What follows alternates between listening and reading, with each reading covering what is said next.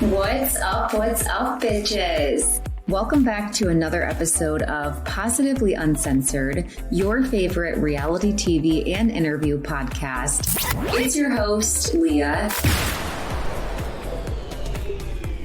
Welcome back to another episode of Positively Uncensored. Today we are diving into episode 14 and episode 15, which gave us so much to talk about of Married at First Sight season 20. I am not alone. I am joined by good friend and marriage and family therapist, Janae Davis. It was just her birthday on our last recording, her literal birthday, the day of our last recording. And we are back today to talk about the rest of the episodes. Before we get into it, how did you feel about this batch of episodes? And are you excited for the new batch of episodes this week?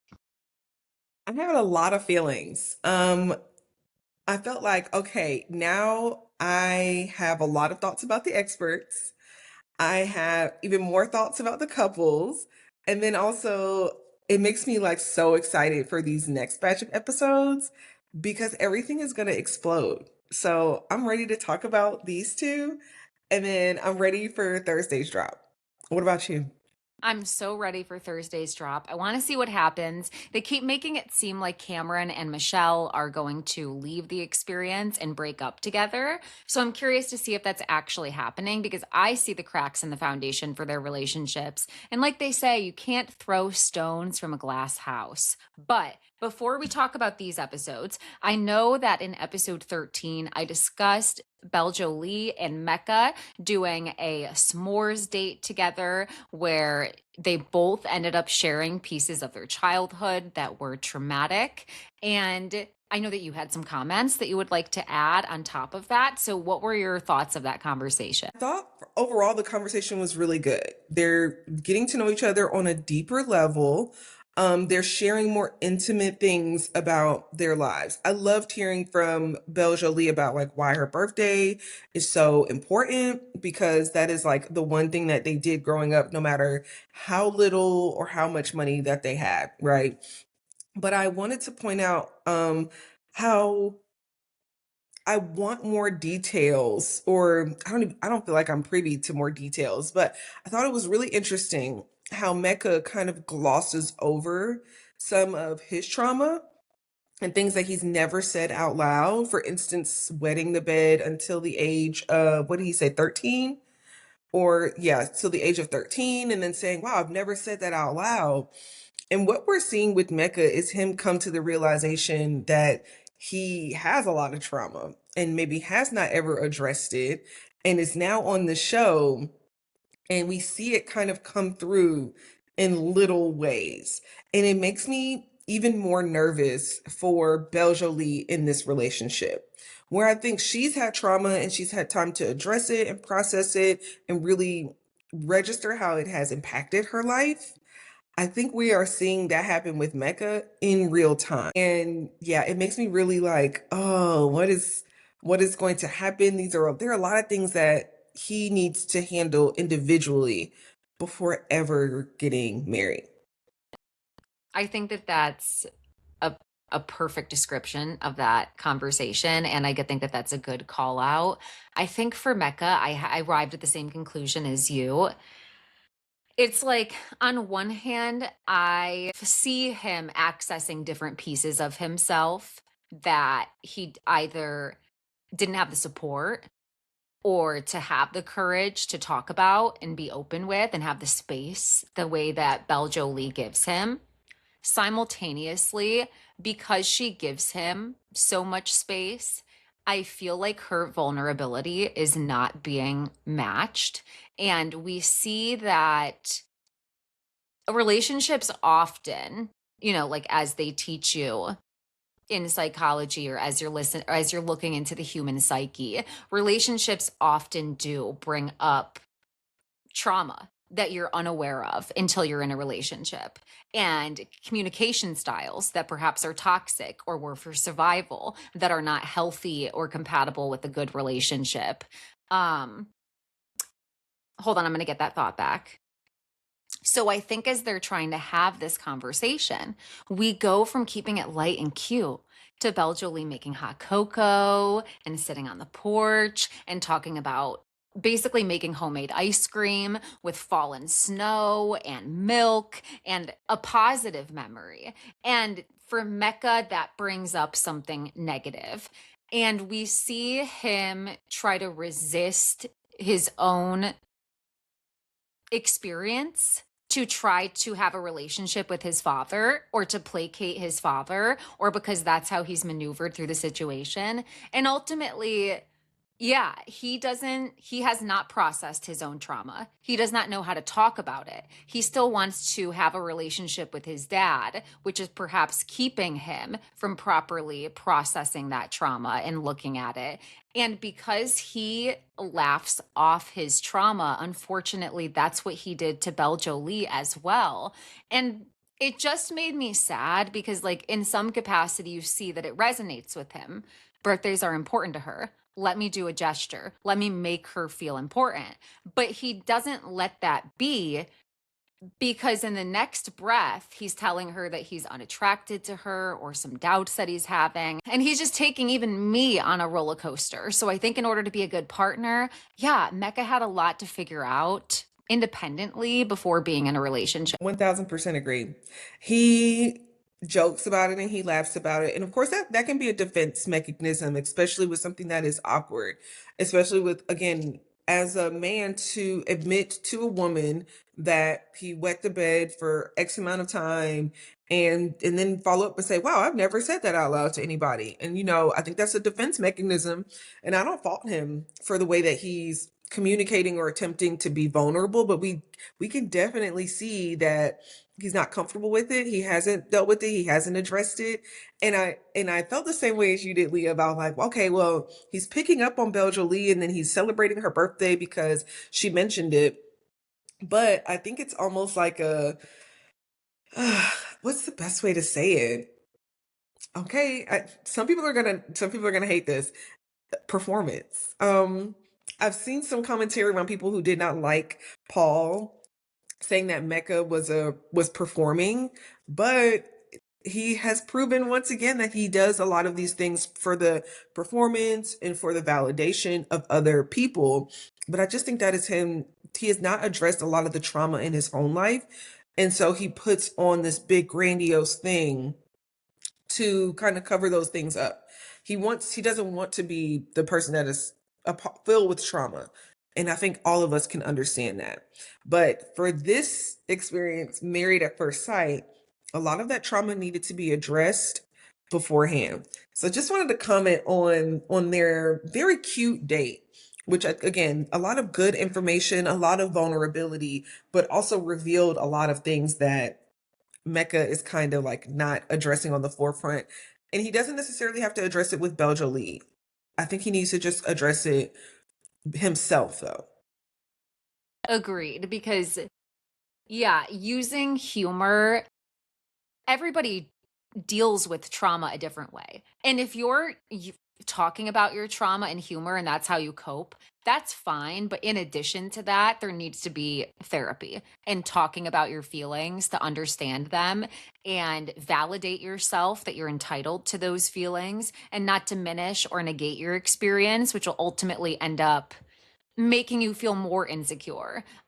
So I want that for Mecca, while also I don't want to see Belle Jolie have to consistently support him in ways that she can, and then that not be reciprocated. You and I talked about that a couple episodes ago. It's nice to see how supportive she is, but eventually, when does she get that support and that fulfillment back? We see it with the birthday celebration. I thought that was really nice, and she clearly was moved emotionally by that, and that was beautiful. But we have to keep going. And how much more is she going to have to support without getting her cup filled back up by Mecca? I'm very unsure if he's able to do that. And of course, we'll be talking about some of those things towards the end of this episode. We will. So we shall continue on our journey and keep it pushing, keep it going forward. Let's get into episode 14. This is their group therapy episode. So, episode 14, they're at group therapy. All of the couples are sitting there together. And episode 15 is when they go to a group dinner where the experts are observing them. So, 14 starts with Courtney and Nick making the decision to finally end it. Thank God. Get going, get packing. I'm over it. A sigh of relief as they left. Even as they're leaving, in my mind, Nick showing some emotion. He could have been like, finally, fuck this, fuck you too. He's showing some emotion. I'm like, he's feeling a little sad over this. And Courtney's like, now's when I get the emotion. This is calculated. She's insufferable to her exit. It didn't matter what Nick did. Courtney was going to find an issue with it. Courtney just did not like him. I think she really wanted to. And she just didn't. I think she wanted to because she wanted to be in this experience. She wanted to ride it all the way out. She didn't want to be the bad guy. I also want to call out, she kept saying, I feel like I'm doing more work. I feel like, I'm being required to do the most changes and Nick isn't doing anything. Sometimes one person in that couple will need to do more of the heavy lifting. Sometimes one person is causing more rifts or, initiating more negative interactions. And you will have to be the person that works a little bit harder. And I hated that she was like, well, I'm always the one changing and I'm always putting forth all of the effort and Nick isn't doing anything. And it's like, Nick, every time Nick tries to do something, you tell him, I'm getting the ick. I don't like this. Do that differently. And so you do have some more heavy lifting to do in this couple. But thank God they called it quits. I knew Nick was not going to call it quits. I think Nick really wanted to see this all the way through. I think he was giving an effort. I don't want to give Nick his 100% because I think you have to stand firm on who you are. And if she finds it icky, then that's on her, right? I think he was doing a lot of placating for what she liked and like what she was saying she didn't want him to do. And he was just kind of trying to change himself, which almost is doing what the experts call Devin out for, like dimming his own light. So Nick has his own personal work to do and showing up as fully as himself, right? But I knew he wasn't going to call it quits. I thought he was going to continue to try. Courtney definitely wasn't going to call it quits without the push from the experts because she doesn't want to be seen as the bad guy because she's been seen as the bad guy for the whole show. But good riddance. Rightfully so. Rightfully so. Good riddance. Sayonara. Thank God. I'm so glad they were able to quit like ahead of time. I thought one other couple should also call it quits during this group session, but let's keep going. Then it killed me that the experts lied right to their faces and told Courtney that she did things gracefully and that they applaud them for how they went about this process. And I think Dr. Paz said that Courtney was very brave. I'm like, listen, Courtney got here as soon as she saw Adam, felt like that was the choice who she should have been matched up with. She was upset over that the entire time. And she doesn't like Nick. Like, what are we applauding her for? Berating Nick for the last several weeks? I feel like that was a very coddling commentary that they had. It almost the same as Paul apologizing to Mecca for calling him a performer. I felt like that was very coddling. Like if that's what you see and that's what you're observing, like okay, call it out and then say your reasoning and then ask for clarity. But this like saying that she was so graceful and handled this with class, and I'm like, I wasn't seeing it. I don't know what edit we're getting, but I wasn't seeing it because I didn't feel like they gave much comment or much compliments to Nick for how he handled the situation with Courtney and how he attempted to again dim his light to make sure that Courtney was comfortable. So that was a really weird interaction. And then Courtney's final comment, you brought it up. The Adam let's rematch. What are we talking about, Courtney? You need to be saying that to Marissa, not to Adam. And then her pick me social media posts that somebody pointed out, I think on Reddit or Threads the other day, but she's been posting to her Instagram stories, her on the pickleball court every day, practicing and uploading videos of herself and her swing. And I'm like, that is embarrassing. That's embarrassing for you and everybody who has to see it. So then we move over to Tori and Felipe at this group therapy session. And Tori shares that she feels like Felipe is emotionally manipulating her. And I think she's coming from the standpoint of he hasn't decided whether or not he wants to be monogamous and in a relationship or not. And yet he's staying in this relationship with Tori and in this marriage. And what did you think about Paul's response when he told her, that she was not being emotionally manipulated? I think that that was really invalidating, because if that's what she's saying, again, a lot of therapy is a therapist being more curious to make sure they're understanding the full context, to make sure they're getting as much information that they can get. And instead of saying, like, well, let's just look at his intention. Well, right now, his intention is to be here and, I don't want to call it love bomb, but show all his love and appreciation for Tori. However, the words that he's saying aren't matching up with his actions. So that can come off as manipulative. That can be emotionally distressing for Tori, because in action, it looks like Felipe is really enjoying her, really enjoying their marriage. But then in his words, it sounds like he wants to get out and go back to having sex with all of these women and being single. So I felt like that was very invalidating. I know that this is the episode that they also have their one-on-one session with Paul, and I think they get into more details about this. But during the group session, I did not like that conversation. I feel like they've been very soft with Felipe, but they've also praised Tori for, understanding that she can't control and has no desire to control Felipe and his actions, and she's only accountable to herself. But in that, they're almost like letting Tori hold all of the emotional weight in the relationship and letting Felipe get off really easy. So I felt really uncomfortable with that. I did not like that commentary. I do not like how he's been getting off really easy these past couple of episodes at all. I'm glad that you added that, because I did wonder, is that diminishing from your perspective as a marriage and family therapist? Is that invalidating? Is that sort of like overemphasizing the definition of emotional manipulation, versus, yeah, like sort of validating her perspective and how she's feeling?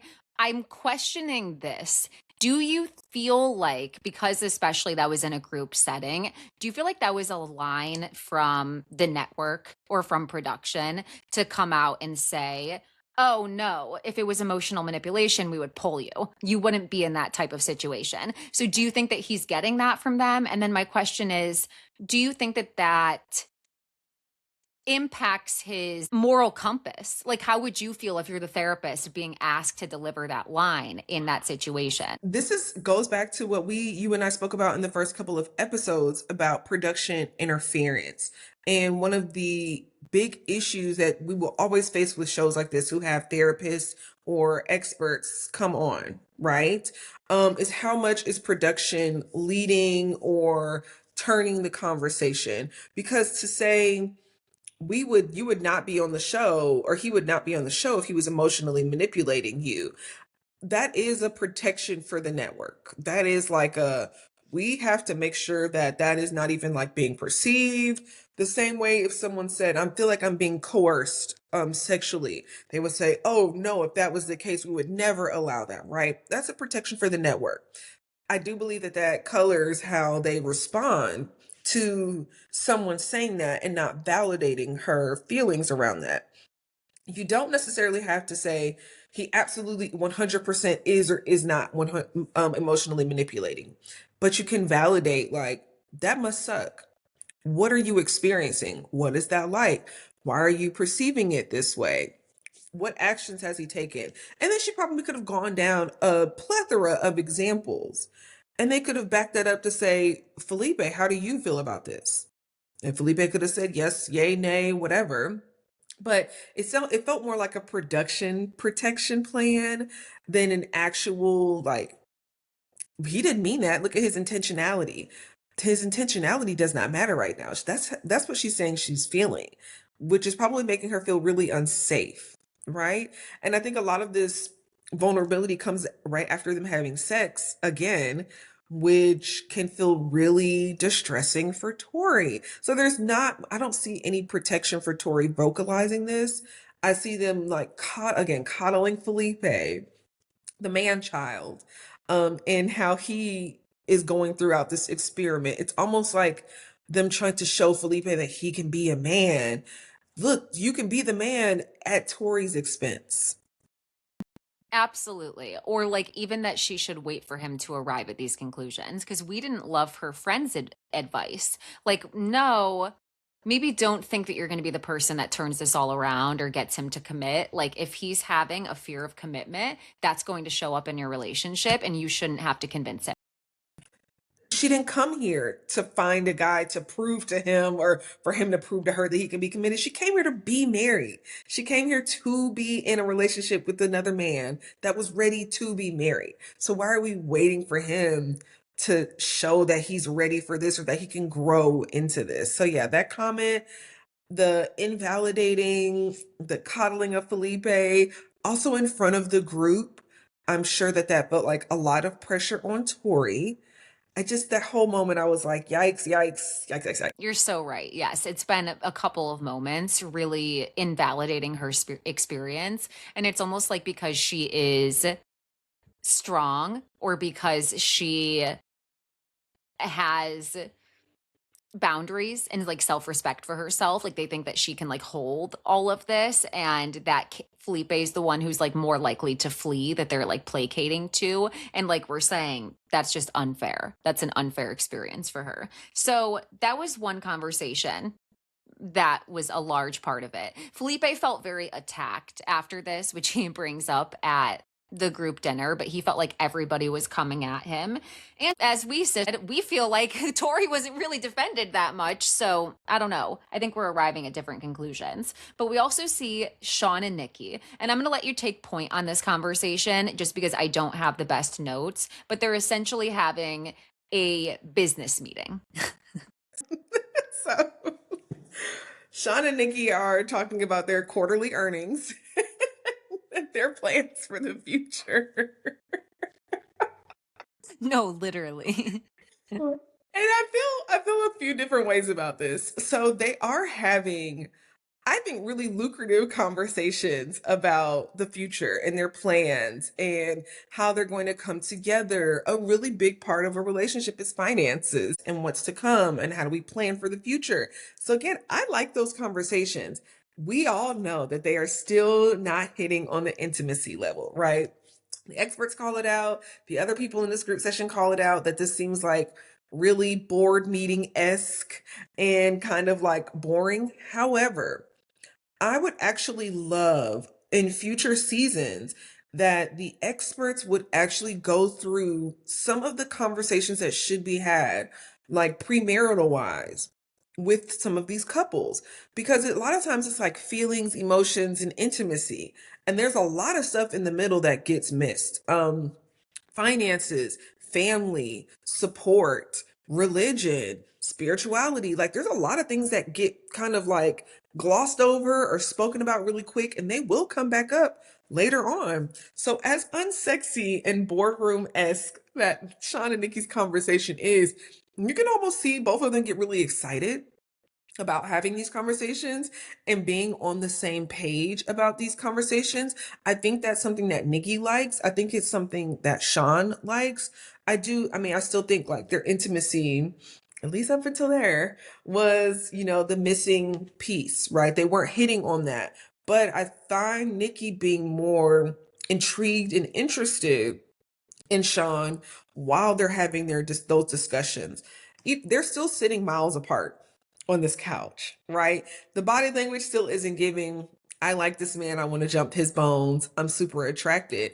But the languaging that they're using is giving, I like these conversations. We're actually on the same page. We're really aligned with these things.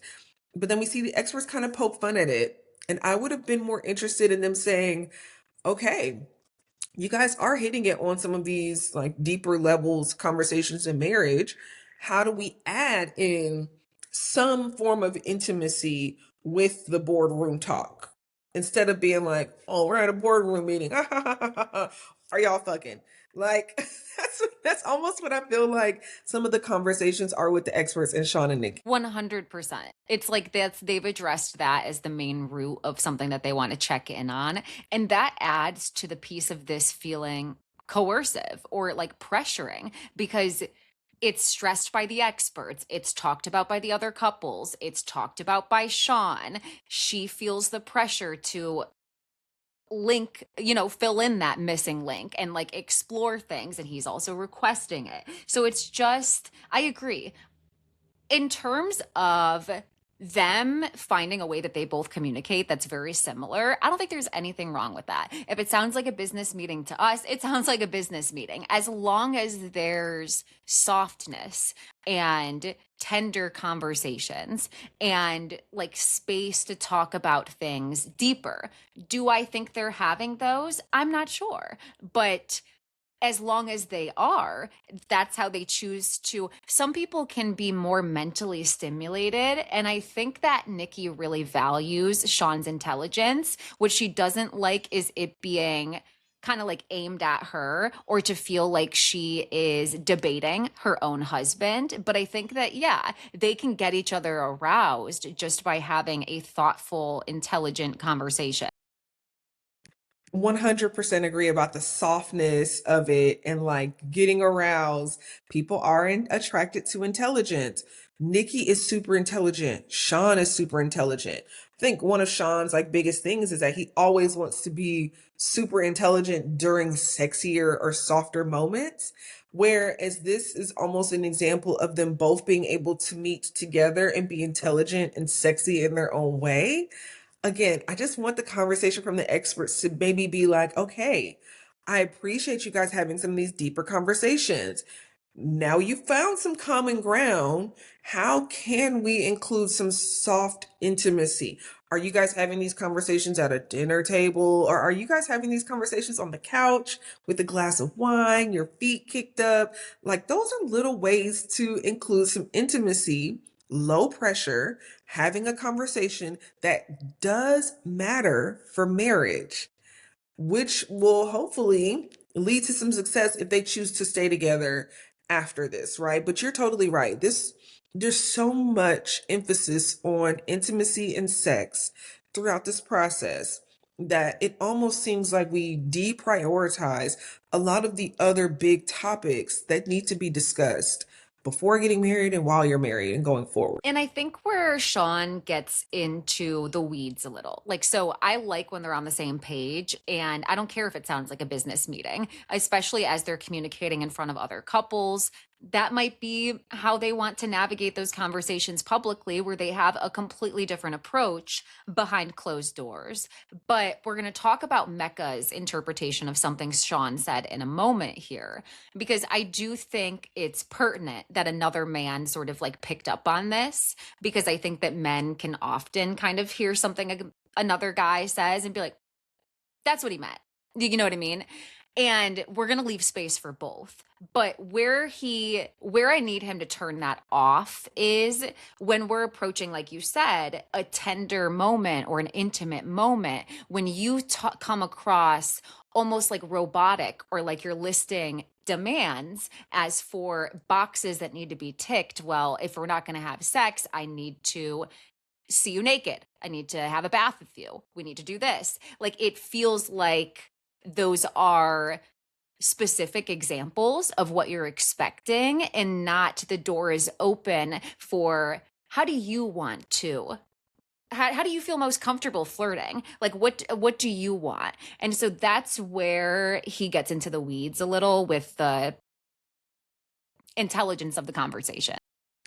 1000% agree, Leah. And Sean does that often on their dates intellectualizes the conversation. It's like, dude, just like relax, let it flow. Yes, the checklist of we need to do X, Y, and Z if we're not going to do A, B, and C. There's other ways to soften and invite. And I think, again, we have to take the pressure off of that for Nikki to be comfortable. I would have loved for Sean to say, we've agreed that we are not having sex throughout the course of this experiment, but I would love to hear how Nikki would like to explore intimacy with me. I have things in my head, but I think we need to like defer that to Nikki. Which again, that the room was there for the experts to set that standard for them. To say, Nikki, what would you need intimacy wise? Like what would be comfortable intimacy steps for you? Or I don't even want them to concentrate on what's not comfortable because I feel like they've been in such a negative space around intimacy that it should only be a soft and encouraging conversation, and it should be Nikki leading that conversation. She clearly is the one that is more slow for intimacy. I mean, for reasons that you and I have kind of talked about. I don't think she finds him attractive, but we find out that there's areas for growth, right? I wish the experts would have left that question for Nikki and been more explorative about Nikki. What do you feel like you would be open for Sean? Is there any cues or clues or actions that Sean could take that would make you feel more comfortable or more inviting? Anything that felt a little less list like, because Sean does get really creepy when he starts like getting bath with me. Like, relax it, Sean. Exactly.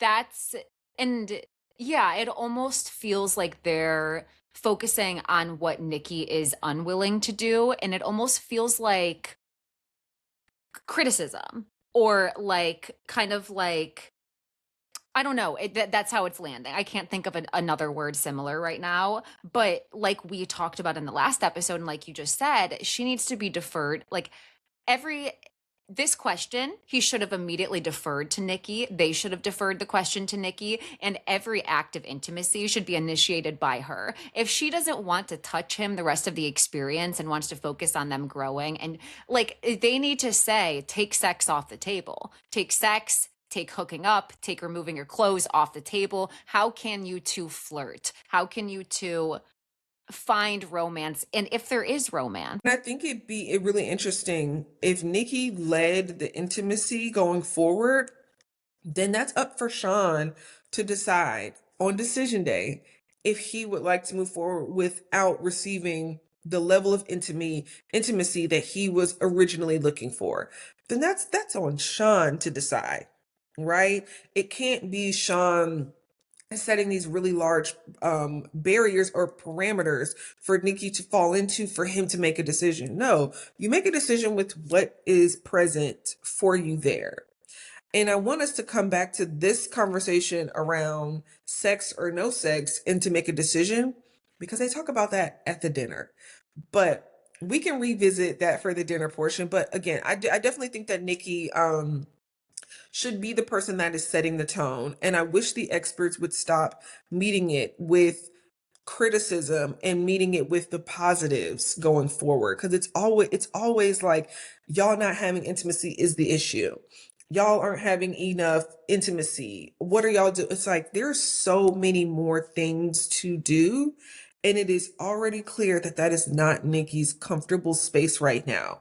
So how can we move that to a positive sounding conversation which invites the softness in? and I wish it was just blanket for all the couples. Take sex off the table unless you want to. Don't think about if you're going to have sex and when during this trial marriage. Like if you have sex, you have sex, but we're focusing on growing you in areas that may lead to intimacy in other capacities. And if they don't, that's not the focus of this experience, is making sure that you two have sex. But we'll get to, like you said, the conversation about sex or no sex at the dinner because it was intense. You just reminded me about in previous seasons of Married at First Sight, all the couples would get the same like intimacy box where they can explore intimacy, and the boxes were usually tailored around like the level of intimacy that they had engaged in. And I feel like we have kind of missed that this season. I'm not sure if we're just not being shown. But I feel like we've only seen like a few couples get box or date night ideas, but I even think that would have been more interesting. Like increasing the intimacy around the safe box that is expert created, tailored to the level of intimacy that you are currently at, whether it is questions, whether it is actions, anything, because we see Sean kind of do that, which I appreciated. They're like the no sense, you ain't got no sense kind of game, but Sean tailored that, right? And I appreciated that, but I would have liked it even more if it was a box created by the experts that was tailored to the level of intimacy that they were at. And I would have liked to see that across the board with all of the couples, because then you have a more interesting conversation around where are we, what do we like, what are we comfortable with, and how does this further us or take a step back? Yes, without it being the questions of when did you lose your virginity? Where's the craziest place you've ever had sex? Because I hate those questions. And I feel like unless they know for a fact that nobody has any trauma or something that's traumatic there, like it's not something that you can just blanket ask every couple as if it's going to be a great icebreaker to them being further intimate. So we talked about, Sean listing the bath and other things. And as stated, Mecca and Belle Jolie are in the car on the way home. Belle Jolie has a completely different interpretation of Sean stating these things. She feel like he was being listing examples and not saying these are the things that we have to do. Whereas Mecca was sort of like, can you believe that he listed the demands that he had for his wife? And his point was that Sean could have chimed in as they're further discussing it and saying, no, no, no, I meant something like that. I didn't mean that we actually have to do that. So we go from talking about that to all of a sudden we're back in trauma. And Belle Jolie says something, and Mecca's, I don't even remember what it was, like a passing comment in the car. And Mecca's response, and this is after they're sort of sharing different perspectives on the Sean situation at dinner, that they wouldn't be the first time that a woman laid hands on me, to which Belle Jolie tells him that nobody's laying hands on you. That's not going to happen here. And it's just like, again, I just want to see Mecca in therapy because he has every right to be able to share that with his wife and for that to come up for him. But it just sounds like he has a lot to address. Absolutely. Again, Belle Jolie is going to end up holding a lot of that energy, space, trauma for Mecca. And the type of person that we've seen Belle Jolie act as is that comforting, supportive, caring person, which I love that about her. I think people on the show love that about her. It's just how much is she supposed to hold for Mecca? And again, it goes back to our first episodes recapping the show is who greenlit Mecca to be on the show and what was that process like? Because there's so much trauma that he is clearly holding around something, things, childhood, whatever. And it just keeps coming up in like these types of conversations. And so yeah, I just wonder like how much is Belle Jolie supposed to hold for Mecca? How much unpacking is she supposed to be discovering and unpacking with him without him really getting the care that he needs and the individual therapy that would be very like, what's the word that I'm looking for? That would be Beneficial. appropriate. Yeah. Yes, thank you. Beneficial, appropriate for him. Because I mean, he needs to address some things. I just always wonder, like, who greenlit these people? Like, what was that psychological process for them to go through and get the thumbs up for? Because these moments keep coming up, and it can't be on Belle Jolie to hold all those moments for him. Mecca, Adam, Felipe, Courtney, Caitlin, how did certain people get greenlit?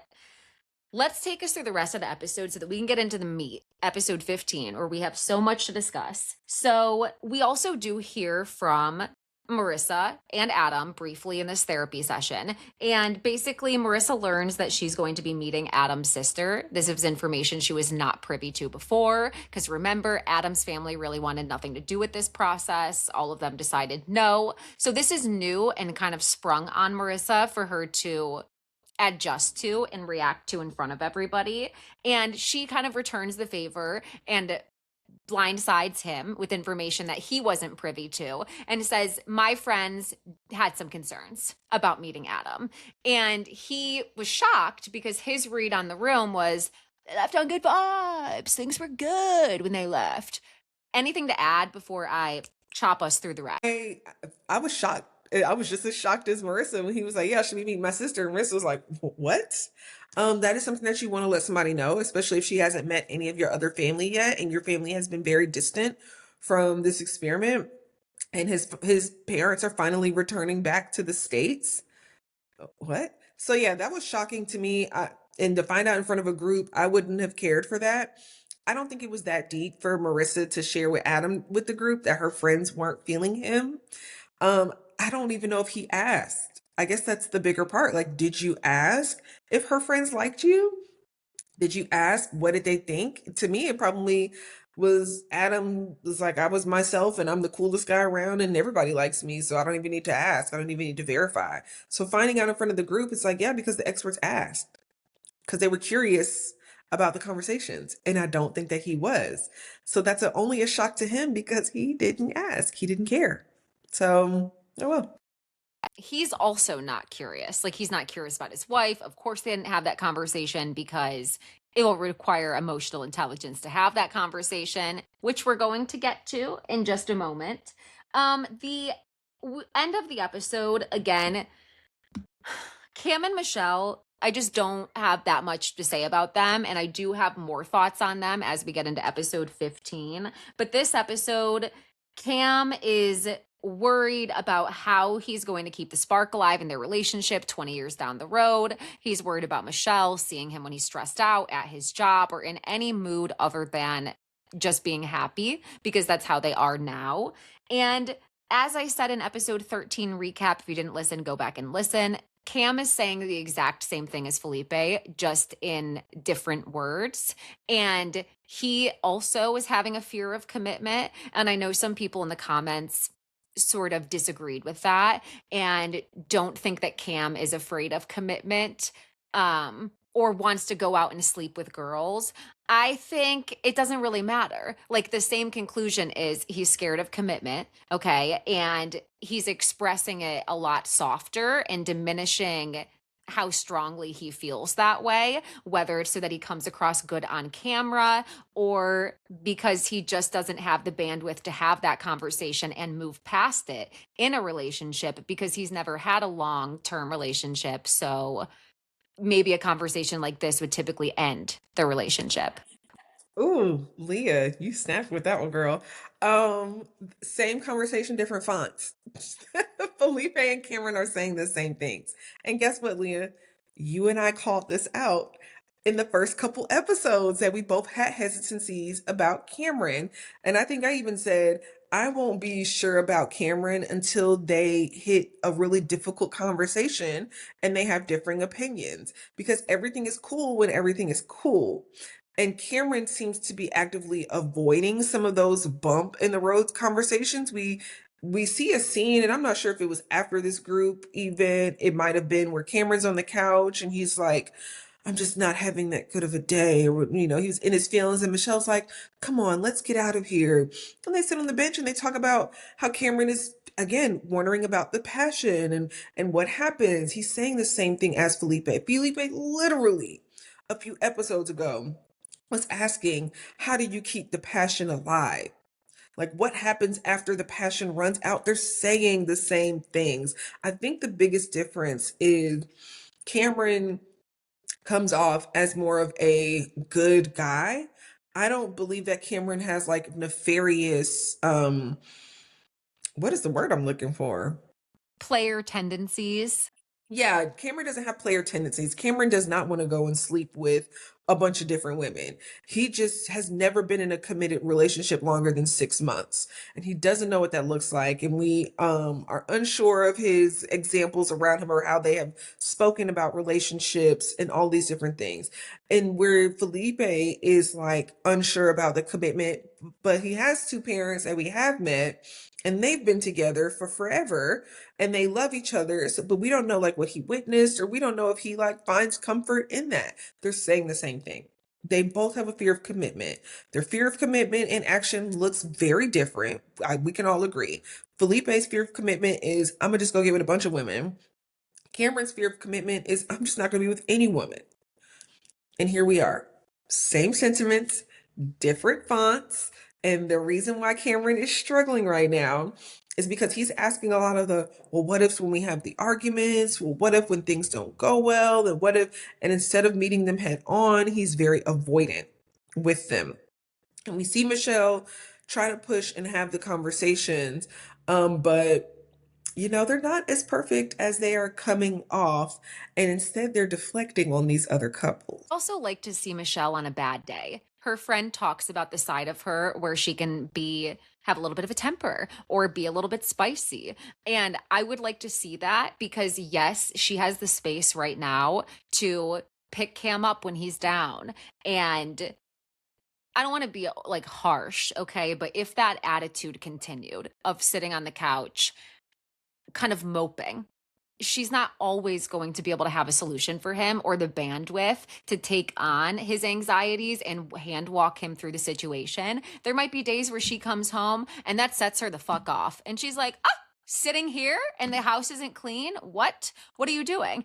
And I would just be curious how they would both interact when those moments arise, like you just said. For sure. I think people view the relationship between Cameron and Michelle as more healthy because Cameron shows more care for Michelle in a long-term, more sustainable way, right? Like they're talking about their future. He's driving 3 hours after his workday to come and spend time with Michelle. And we don't necessarily know if Felipe would do the same things. So I think that's why people view Cameron and Felipe as like, no, they're not the same at all, but they are saying the same words. Their actions look very differently.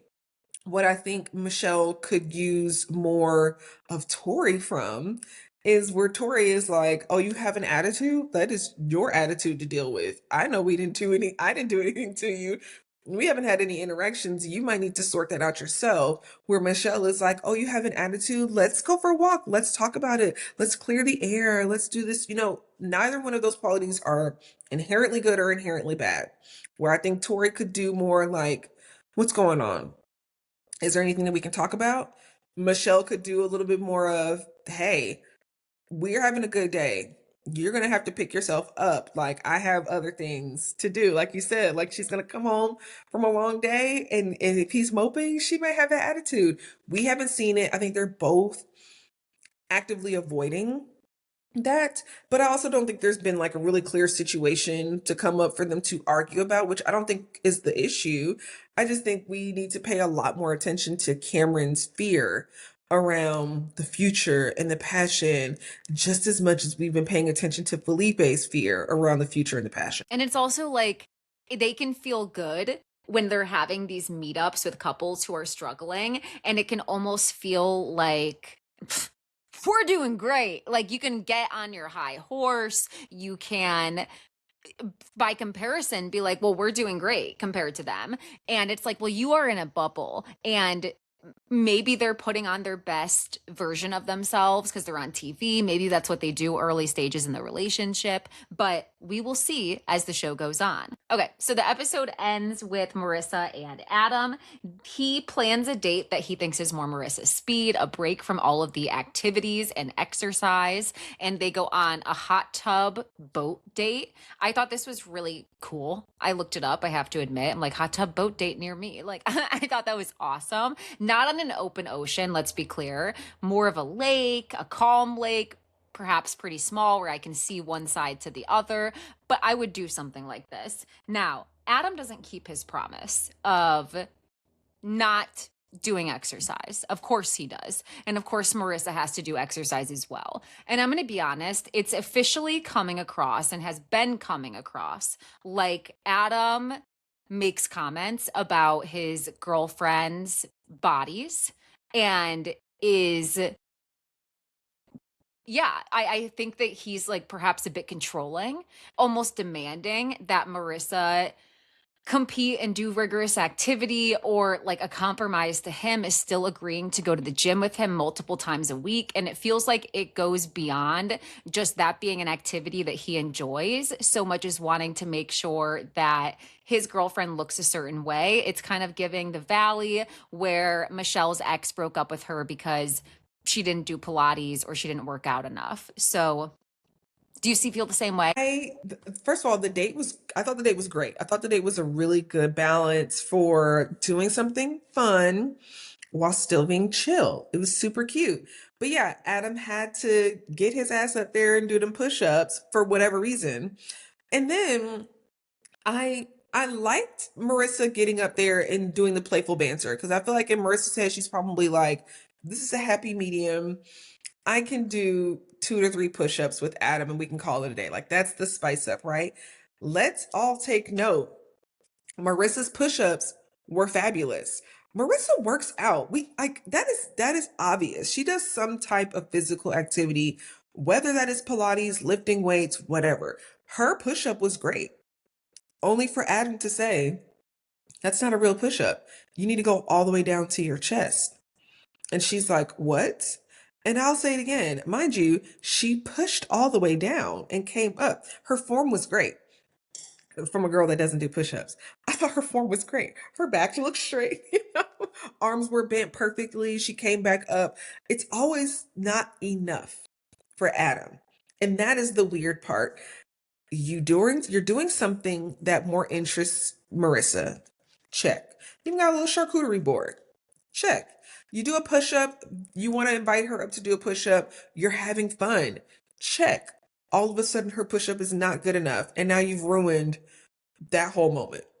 Also, with him falling off of the boat as well. Again, it's the Adam show.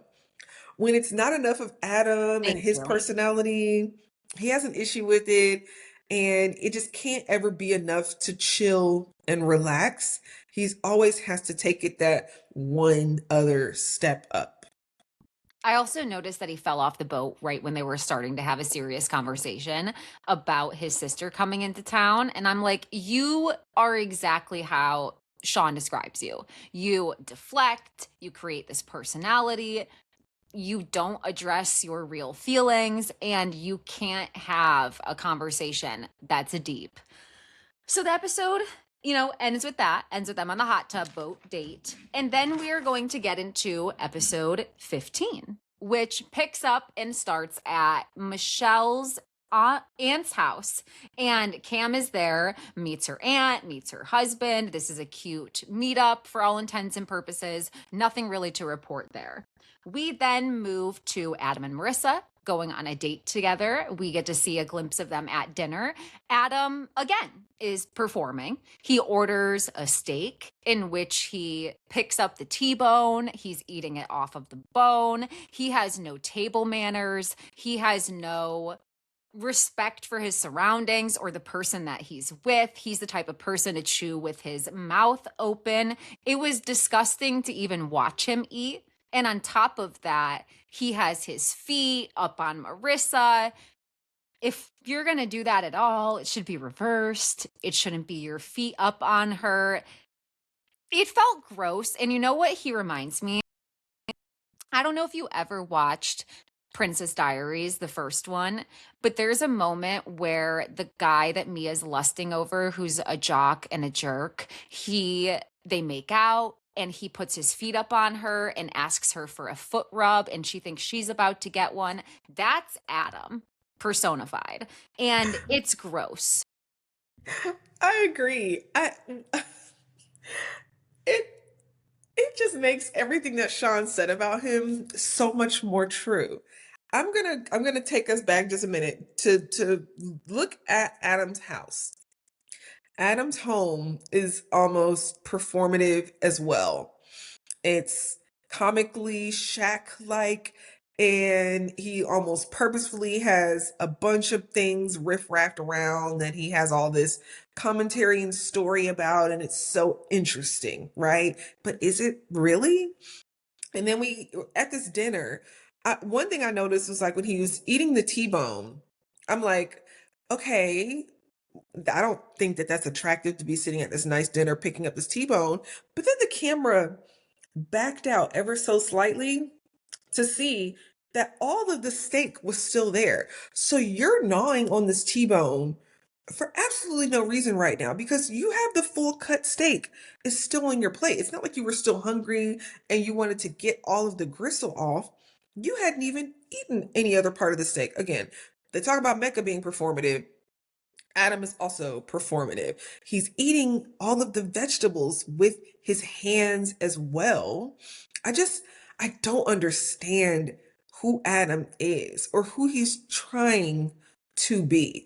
Because on the first two episodes, he comes off so serious and very stringent about his routine and who he is and how he shows up.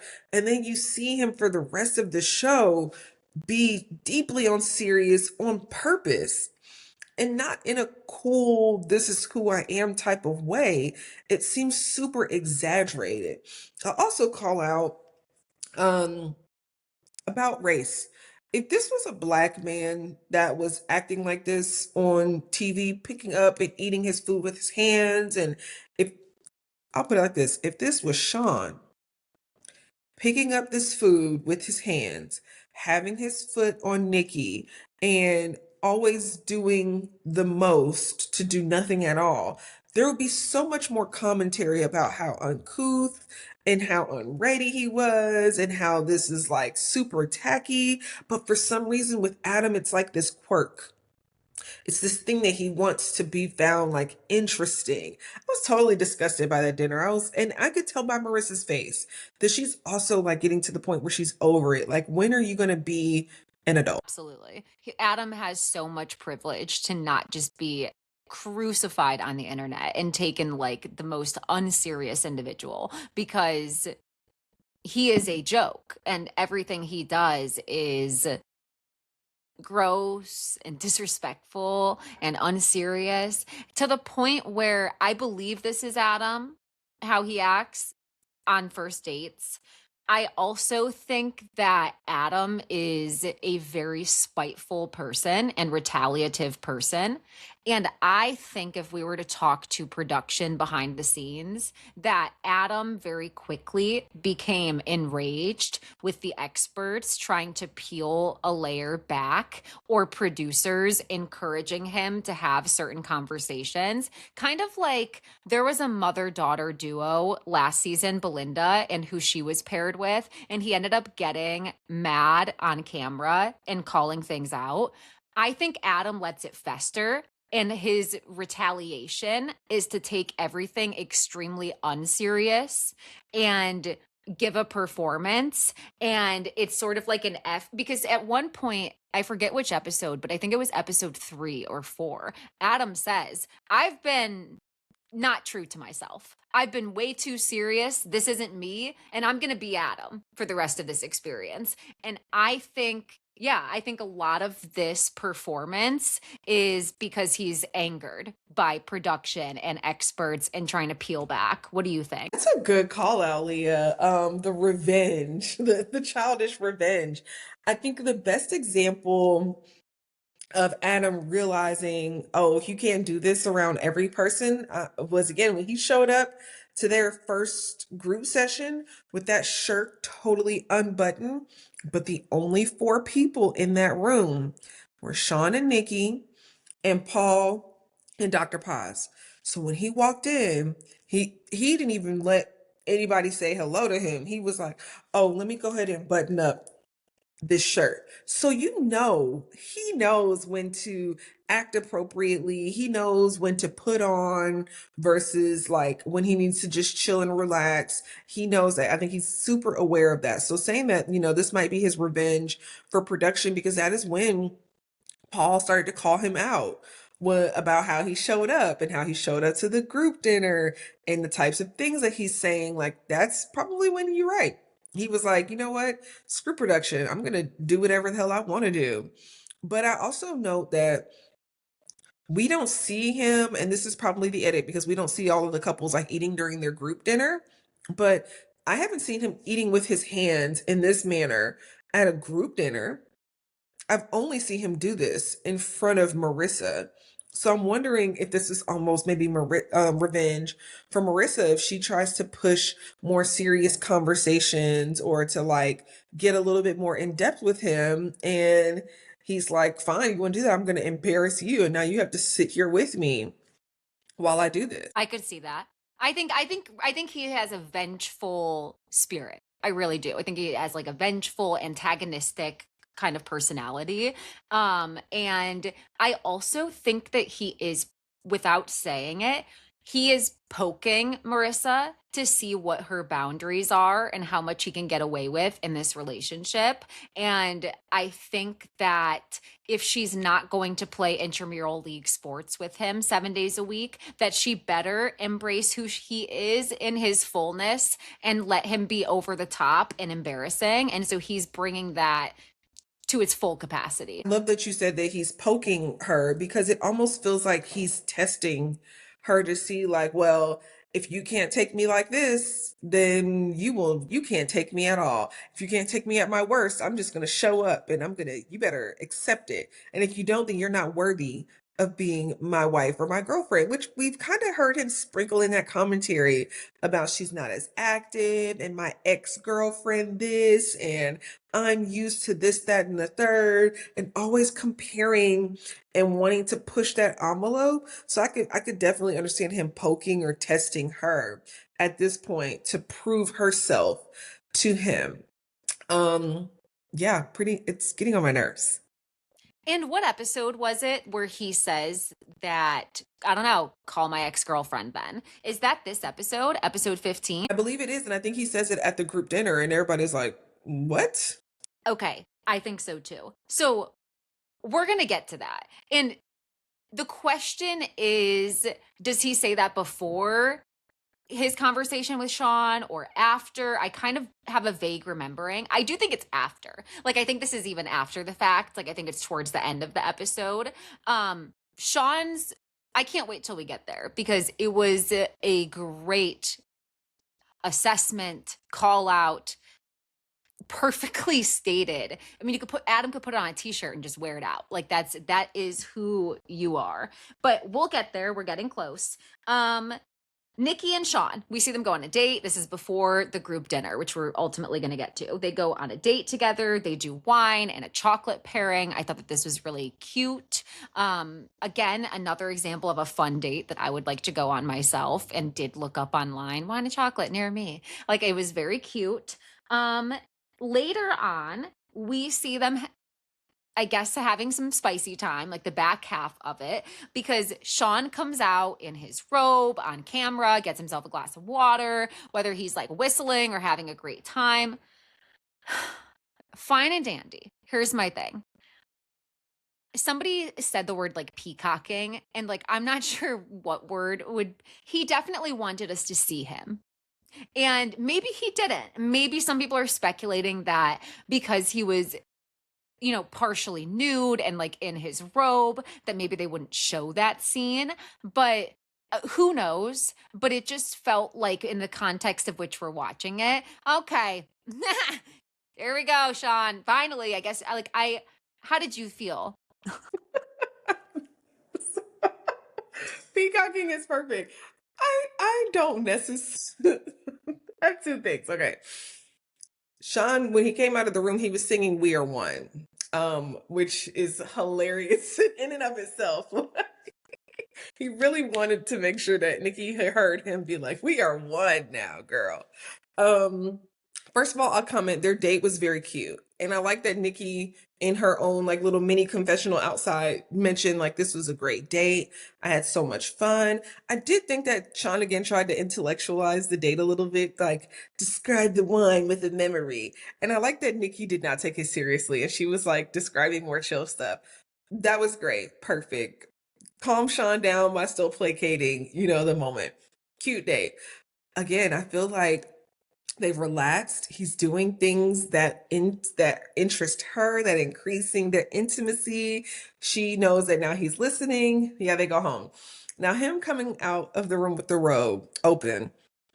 If we take our conversation from a couple of episodes ago where he's sitting in that towel and he asks Nikki about the mutual touching, and you and I kind of both agreed that Sean almost had the conversation in the towel without a mic, hoping that they would not show that could stay an intimate conversation just between them, right?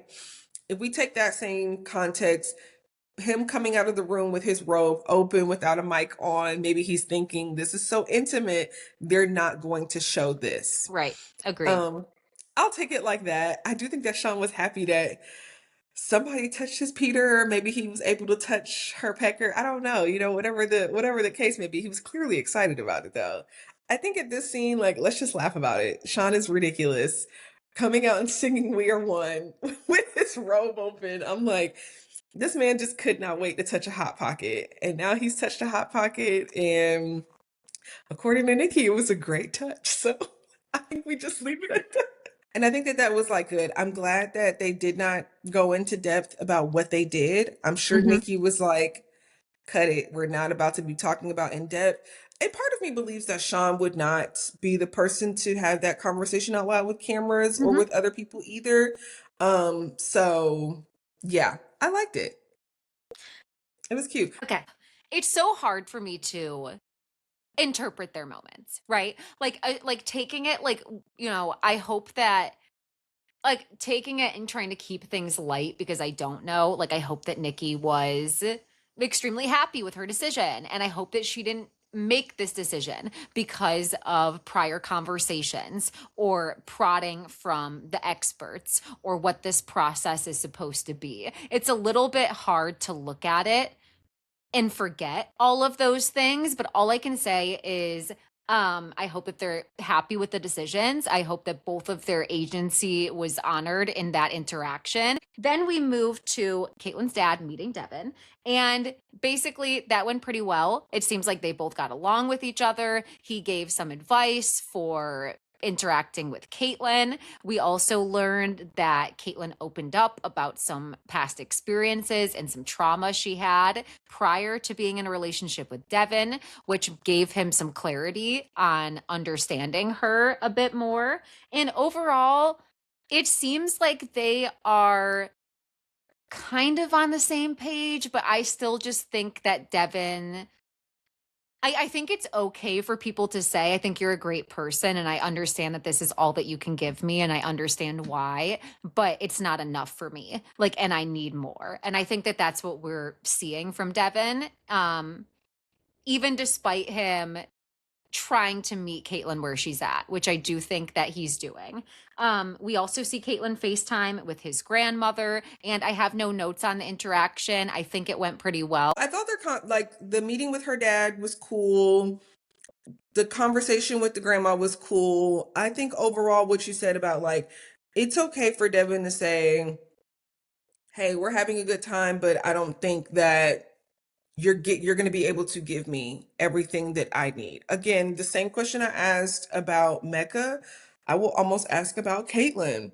She has a lot of work to do outside of this, and I don't know how this situation could have been more comfortable for her, to make her more relaxed, to make her more interested, to make her open up more easily or not feel like she was I mean, I don't know what else Caitlin needed. And I just don't think that this process was the best for her. I don't know how it could have looked any more differently though.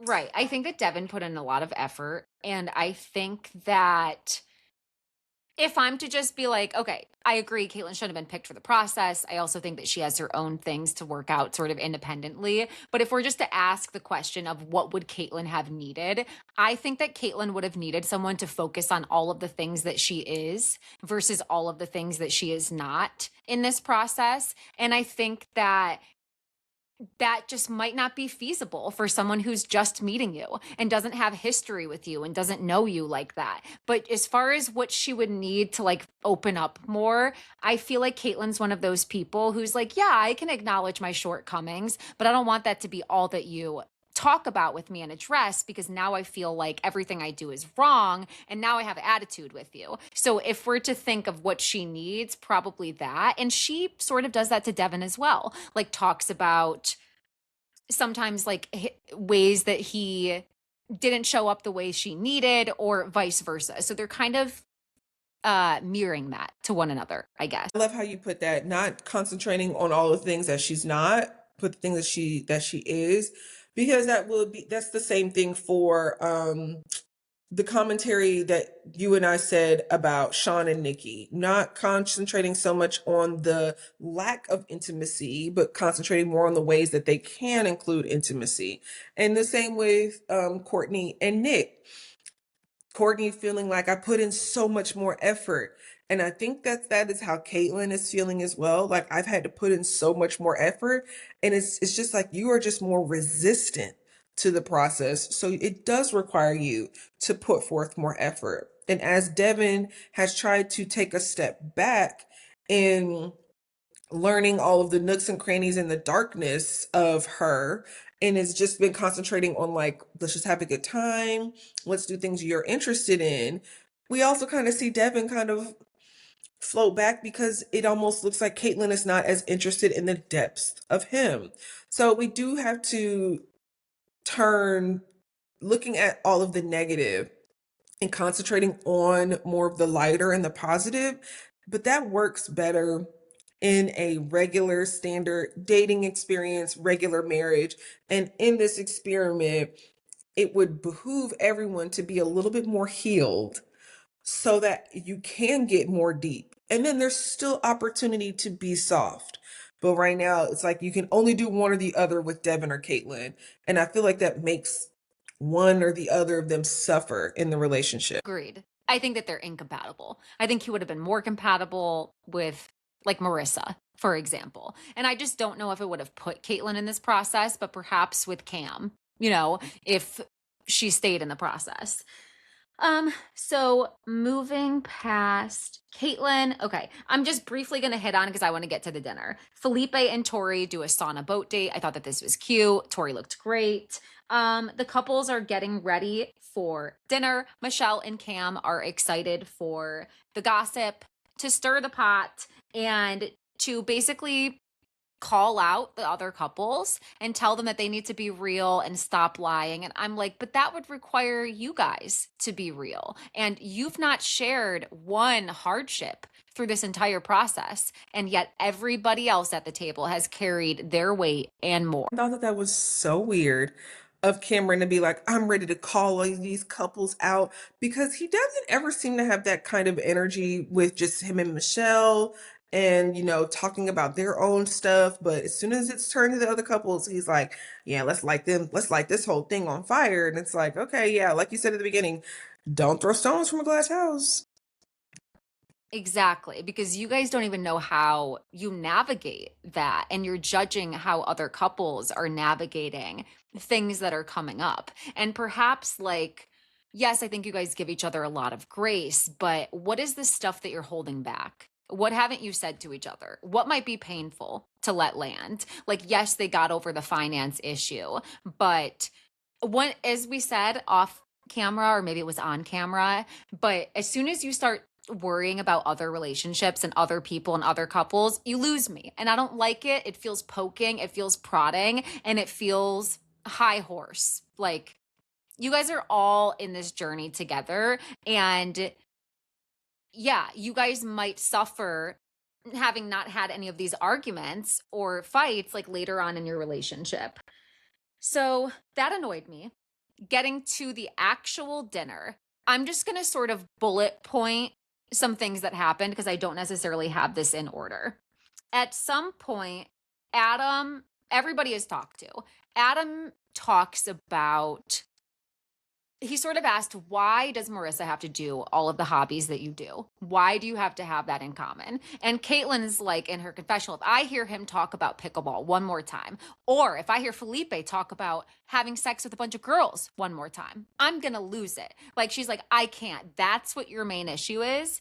And it's like, pot, meat, kettle, Caitlin, what's your issue with Devin again? So let's talk about that. But, Adam's like, well, I need her to do the hobbies. That's how I do things. Mind you, I want to go back a second. Adam has no couth. When he was on that hot tub boat date with Marissa, the situation that he put her in when talking about her friends' marriages and to suggest that they had divorce impending in 2 years because they don't do every hobby with each other. Marissa, you need to call him out. Don't laugh this shit off anymore. You need to tell him that shit's not funny. Don't talk about my friends. The problem is actually that you think that we have to do everything together. I need you to put your foot down and stand up, because I bet you that's going to be a conversation that you have with your friends. And his willingness to talk about them like that so quickly makes me think that despite you being so enmeshed in Adam's world and meeting his people and playing his activities, that he is not willing to treat your friends like with the same respect, kindness, and curiosity. So that was weird. Anything to say about that? Because we forgot about that. I'm glad you brought that back up, because it goes back to your theory about him being vengeful. I don't think he would have had that same vitriol if he felt like her friends liked him. But he finds out that her friends don't like him, and now he has all this stuff to talk about their own marriages. I'm also noticing a trend, and it comes up at this dinner, that Marissa struggles to advocate for herself and for people that she cares about, or just advocate for what is right and what is wrong. We saw that with her friend situation, with how Adam spoke about that, and we see that with after Adam explodes, after the Sean of it all. And it just is glaringly wrong that they put her in this relationship. We already heard Dr. Paz say that Marissa's married to her core trigger, right? So, like, yes, part of me is like, speak up, say something to him, call him out, don't let him walk all over you. I think this is bringing up, like you said, some past trauma or how she has survived a situation. And I think that they should have listened to her fears of saying, I have this. I'm an anxious person. I don't want to be matched with somebody who's too intense. Like, that should have mattered to them the same way that if somebody had gone through AA and had addiction and said, I can't be with somebody who drinks. It's going to tempt me. I can't be with it. And to that, there are things that are just ignored that set them up to fail. That's what I would say. 1,000%. And then Adam is answering this. Why do you guys have to do every hobby? And he's like, well, we do. He was like, and by the way, I think this is a problem. You should meet my ex-girlfriend. She could keep up. She could do it. Everyone is floored. Why would you say that? That's embarrassing. Then marry her. Where is she at? I put out a bat signal on TikTok and said, let me talk to her. Adam's girlfriend, I need the internet to work its magic and send her my way. I have questions. You have answers. It didn't work out with this girl.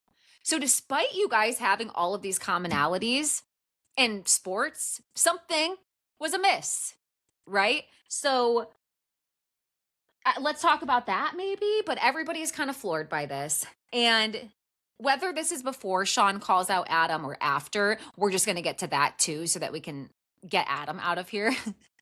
Basically, Adam talks about the vibes in his relationship and, him and Marissa are just pretty much vibing. And that's what they're going to do till decision day. And mind you, as he always is talking, Marissa looks withdrawn. She doesn't look like she knows what to do. She looks uncomfortable. It looks like she laughs when she feels uncomfortable. So then it looks like she's kind of like supporting him and kind of like, oh my God, you're married to the bully. You're married to the mean guy. You're married to the asshole. And Adam is rightfully called out by Sean. Now, I want to take an extra moment to talk about this because I talked about this on TikTok, and I did a short clip, and I need to remember that I have the obligation when I'm expressing thoughts online to express the full context, because everyone's not going to come to my podcast, and the context is the video itself. And as someone who always tries to be very intentional with my wording, and have nuanced opinions, I appreciate criticism and I appreciate people calling me out, and I can easily say when I'm wrong about something. So I want to talk about Sean's call out for Adam. In my TikTok video, first of all, what Sean said was perfect. And he is, in fact, the perfect person to call out Adam. I said in my TikTok that Sean was the wrong messenger. And I retract that statement, because what I actually meant is Sean was the perfect messenger, because we exposed a lot of things about Adam, which is what I tried to make clear in my video, but it didn't land, and that's on me. Sean was the perfect person to call him out because Adam's got some isms and some prejudice, because the way that you were so floored and taken aback and overreacted and then go on a rant about him and Nikki and your confessional, you were extremely bothered. And because of who called you out, Sean, a black man, a very educated, intelligent black man who saw right through you. So that made Adam put up his defenses. Do I think that Adam has been appropriately called out by anybody this entire time? No. So I think that had anybody hit the nail on the head to the way Sean did, Adam would have been pissed. And everybody would have got it after, similar to the tirade that Adam went on afterwards. However, his over escalation and overreaction, I definitely believe, was specifically because of who called him out. Also, Sean was completely right. Like, everything he said, he saw right through him and communicated it better than I could have ever dreamed up. Like, he said, you created this personality, you shortcut your feelings. He asked him, do your parents talk like this? This conversation needed to be had. When I thought wrong messenger, it was only in terms of, and again, wrong choice of words. What I mean is, I think Sean is extremely intelligent, and I think that nobody can question that. I think that in conversations with his wife, when he ignores her boundaries or brings up something that she's uncomfortable with or intellectualizes intimacy and makes it sound like an obligation, I think that those conversations lack the care and like emotional intelligence within his relationship to treat his wife. But that's almost irrelevant and didn't need to be called out at that moment, me talking about that, because it still stands that what he said to Adam is completely on the nose, and Adam needed to hear it. So I said the wrong words, and I want to own that. It didn't need to be talked about in that moment. And I have space to hold two truths. What Sean said is absolutely true. Adam needed to hear it. And simultaneously, within his own relationships, there are times where I think Sean could be more in tune with his wife. 1000% agree. I'm gonna let you know, Leah. It was the wrong messenger for Adam, because Adam already has all these thoughts and beliefs that Sean is full of shit. And I think he pulls that from like how Nikki has spoken about their relationship and them just being transparent about what the things that are happening. And then Sean also, Adam also sits in the group sessions with Sean, and he hears Sean over intellectualizes things. So I do think it was the wrong messenger for Adam to really hear what Sean was saying, because Sean was 1000% right. When Sean said that, I audibly gasped. Everybody did at the table. Everybody did. But you know what? It was about time, because Yes. again, the experts have been coddling Adam through this whole experiment, and they haven't called out the fact that Adam keeps using vibes and vibing, and we're just having a good time, and we're floating and coasting, and it's like he's not saying anything.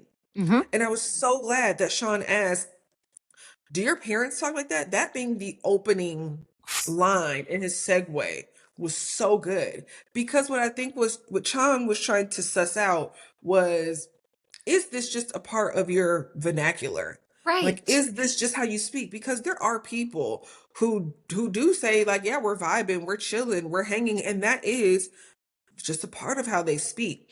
But for Adam, that's not a part of his lexicon. Like, that is not a natural Mm-hmm. language for him. He has created that language. And I'm glad that Sean caught on to that you are placating and that you are hiding and putting on this character. Because if your parents don't talk like that, you didn't grow up speaking like that. But now that's the only way that you speak. But I love that Sean was like, I'm sure you're a genius. But the way that you describe your relationship, it is lacking the language. It is lacking the emotional maturity. He was 1000% spot on. But one thing that Adam was never going to hear, he wasn't going to hear that shit from a black man. Mm-hmm. He wasn't going to hear that from a man whose relationship he does not respect either. And Adam absolutely hates being called out by anybody. And then we see him go outside and have this confessional moment with Marissa next to him, standing and looking very awkward as Adam berates Sean on a whole different level than what Sean was getting at. Mm-hmm. What Sean was simply asking and or looking for Adam was to truly describe his relationship with Marissa. Be more expressive about how you feel instead of using vibe and chilling and cool. That is what Sean was asking for. It was like, really be vulnerable with the group, the Yes. same way that the group has been vulnerable with you. But Adam didn't want to hear that, and he took it immediately as an attack. And that's because he does have this really big facade Mm-hmm. on, and he's hoping that nobody asks and nobody pays attention. The experts haven't called me out on it. Marissa's not calling me out on it. I'm cool. I am this cool guy.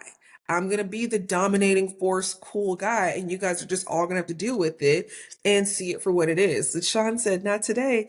You don't get to go around this table and call everybody else out. Mm-hmm. And then when I address you, you take up the immediate defense. And then, to your point, Leah, it's vengeful after the fact. His mask slipped. You're exposed. Like you said, this shtick that you've created of yourself, this ruse of who you are. I'm so lighthearted. I'm just a bro. I joke all the time. No, you don't. Because the look in your eye and the intensity made me nervous. You're unpredictable. You seemed aggressive. I feel a little scared of what you're going to do next. It's giving punches a hole in the wall. Like the confessional about Sean and Nikki, and I just can't believe their audacity and their relationship at their big age. I want nothing to do with them. I can't even believe we have to be acquaintanced with them. Like, you feel very big feelings about this, and like that's another reason why wrong messenger was the wrong wording, because we wouldn't have seen that side of of Adam. And we needed to, because it lied there the entire time. And I think that Marissa knows this. I think her past experiences let her know that as on 10 as Adam can be in every activity that he does, that it's impossible to be on level 100 with everything and then lose that when it's time for an argument. And I think that she is operating in the mode of whether it's surviving this experience or this relationship, or how do I be amenable and malleable and flexible so that he's not upset at me. Like, I think, like she confirmed, Adam's a very triggering person to her. But the way that after this, he attacked everybody could get it. Felipe got it. Mind you, him and Felipe have been I'm like, am I dumb? Do I not understand men's dynamics? I was thinking the same thing. I'm like, I thought you guys were friends. He's looking him dead in the eye. You fucking clown. You're a clown. Tori, how are you with this clown, this bozo, this idiot that wants to cheat on you? Like, he had a lot of really hateful words, like on the cuff, ready to go. And it was like, wow, is this how you've been feeling about him this entire time? Because sometimes, and I want to be cautious with how I say this, but sometimes Mecca, Adam, and Felipe strike me as guys who are a little bit of the class clown. So they'll look to each other when doing stuff sometimes. And when Adam talks about being obsessed with paddleboarding, Felipe's like, like he's in the background. He thinks it's hilarious. Oh no, I'm going to be on 10. It's almost like entertaining. So for all of a sudden, Yes. them to be on opposite teams and one clown to calling out another, you guys came in the same car. You guys arrived here together. You guys came in the same car. What are we talking about? They're all performers. Yes. They've all put on a performance 1 minute or the other, which is why the experts, just as much as they called out Mecca for being a performer, they kind of called out Adam a little bit with his kimonos and his shirts, but they should really call him out some more Yes. with him being performer. Mm-hmm. And then Felipe as well. I love that you said that. They all put up in the same clown car, because they did. And like Mecca has so much trauma that I like almost hate to loop him in there. So like maybe Mecca's like walking next to it, but Felipe and Adam showed up inside together. And yeah, I was just shook, but I'm like, oh, okay. And I forget who else he called out, but he calls out to Nikki and Sean that he's not buying their intimacy, the romance. He doesn't see it for them. Other people do jump in. I think Mecca's the one who's like, you know what? I do see that. I'm not seeing the romance between you. And Nikki talks about how, like we are growing. I'm growing my physical attraction to him. Everything might look different for other people. Mecca could have just sat there. He could have just sat there and not said anything. He could have just let her share her experience. But alas, that's not what happens. He says, I know that feeling because I have also had to grow my attraction towards Belle. Belle's face. That was her face. My heart What? broke for her in that moment. I could not believe that he said that. I'm going to back it up really quick. Again, love Sean for calling out Adam. Mm-hmm. Adam went on a full pop, pop, pop, pop, pop, pop, pop, pop. All of y'all are getting slaughtered right now. After, if I'm getting called out, I'm taking off my whole mask. Like, mask did not slip. He pulled that thing back like the movie The Mask. Literally. He pulled that whole thing off. It did not slip. He literally ripped it off of his face. But one thing I want to call out, and this is a part of the dinner as well, is Sean and Nikki have been so open about the struggles that they have had throughout this experience, Mm-hmm. which I think we can all appreciate. Everybody has so much commentary on Sean and Nikki because they're having these conversations, and as comfortable as they have been, and as like unsettling at times, or like weird or cold, pushy that they have been, they've been very honest and upfront, right? And so these other couples have so much to say about them. It's because they're sharing their experience. Sean asking Adam, give us more than vibes, and Adam getting pissed about that because you haven't shared anything about it. Also, I do want to point out that Sean did use vibing correctly when he used it, and Adam was like, you can't use that word. And Sean is like, okay, whatever. But Sean used it correctly. Just want to call that out. So then we jump to the Nikki, Sean, and Mecca and Belle Jolie of it all. For Mecca to take that opportunity to say he had to grow in his attraction to Belle Jolie, he keeps hitting her with these really demeaning comments in these group settings. Or even him bringing up the, well, you like me 150% or 100%, and I'm on 80, whatever his jacked up number were. He keeps pulling out these comments at the weirdest moments, and it's starting to seem like, oh, it's been seeming like he's doing it to knock her down a peg, to to say like, I'm here, and I know you like me more, and I wasn't initially attracted to you, and I'm growing in this attraction to you, and saying it so cavalier. That was so unsettling for me. My heart broke. I felt so bad for Belle Jolie to hear this. I also want to call out, going back to the conversation with Belle Jolie and Mecca that they had with Paul, where Paul tries to insinuate that Belle Jolie is already in love with Mecca. She just hasn't said it out loud.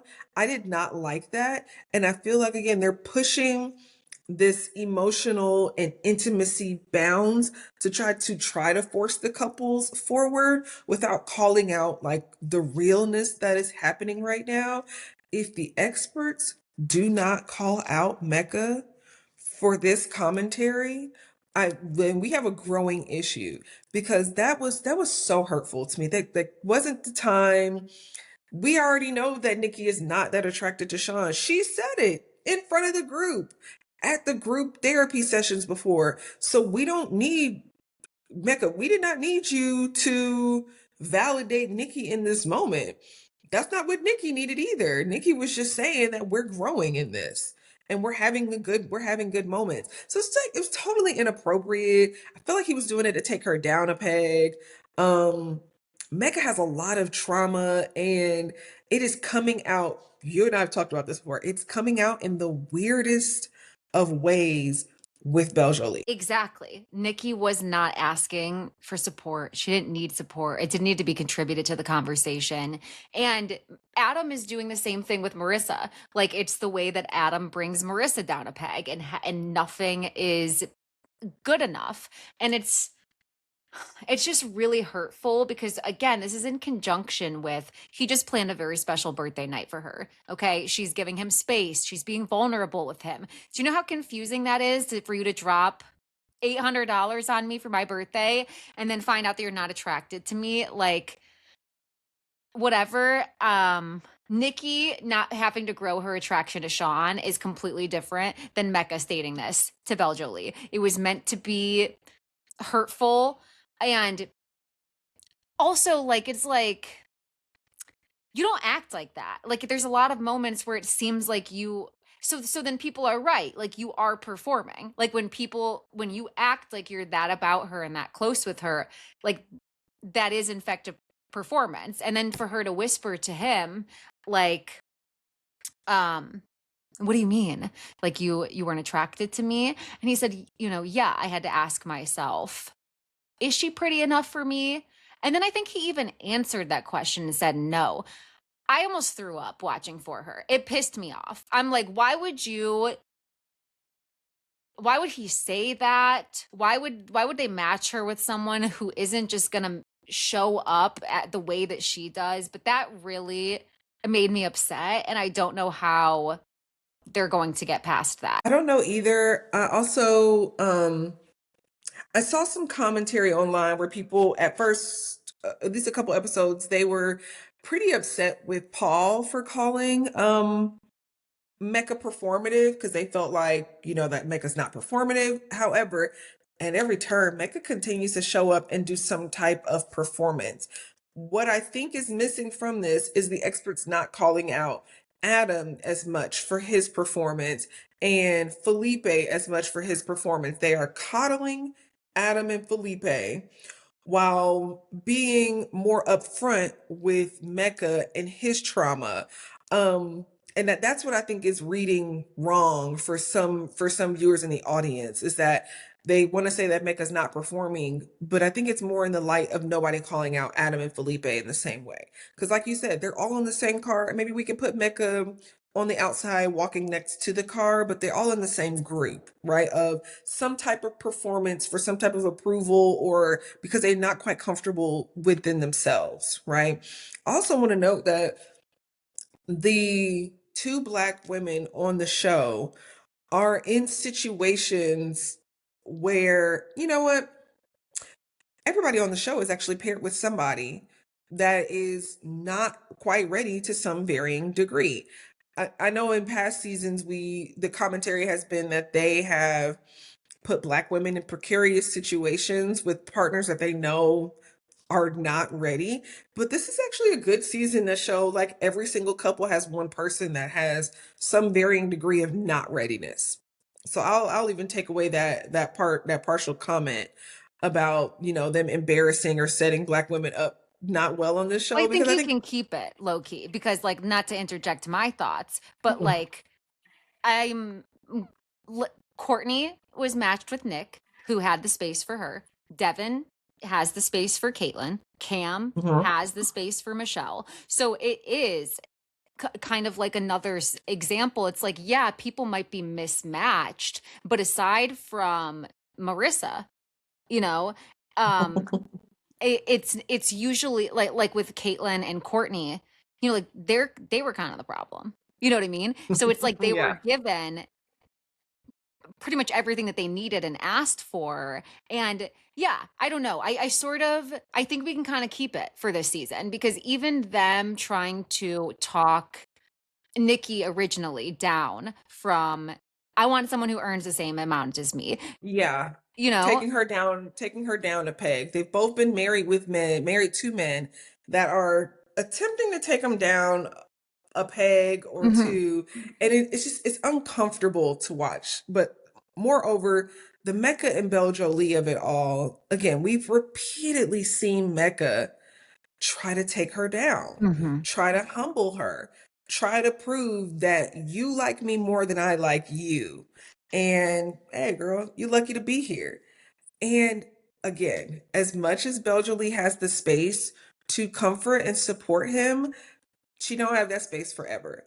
And for some reason, Mecca is not as vengeful as Adam, but is taking out some of his vengefulness on Beljolie for even getting him to be vulnerable, for getting him to say things that he hasn't said before, for supporting him in a way. He's Hmm. pushing her away. That is part of his trauma Hmm. when women get close to him, is to push them away because he's never experienced that before.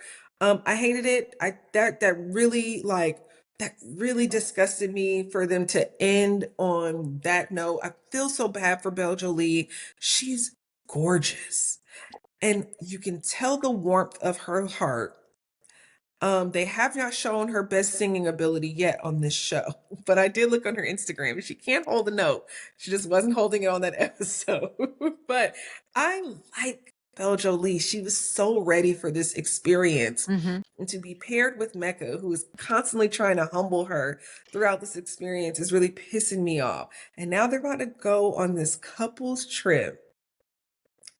And I'm hoping that Adam continues to get called out.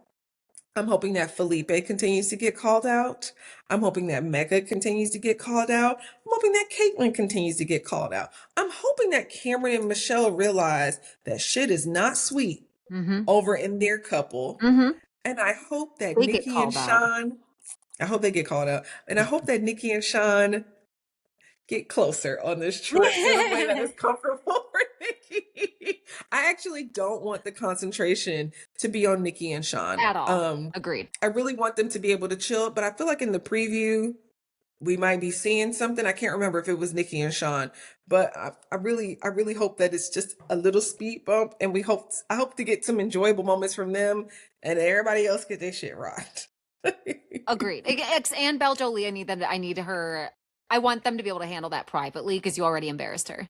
You already For embarrassed her. sure. If she wants to tell her friends, completely support that because she needs, who is she going to vent to and go to?